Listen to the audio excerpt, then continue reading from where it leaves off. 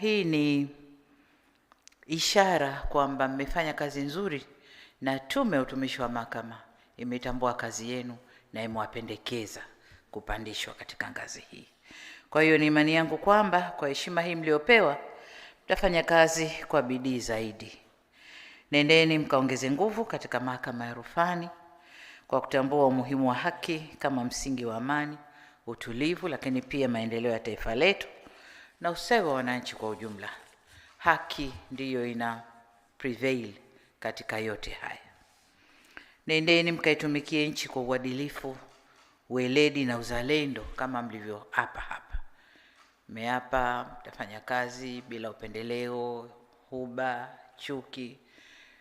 Hasa bila upendeleo kwa sababu kazi yenu ina rules zake na nini.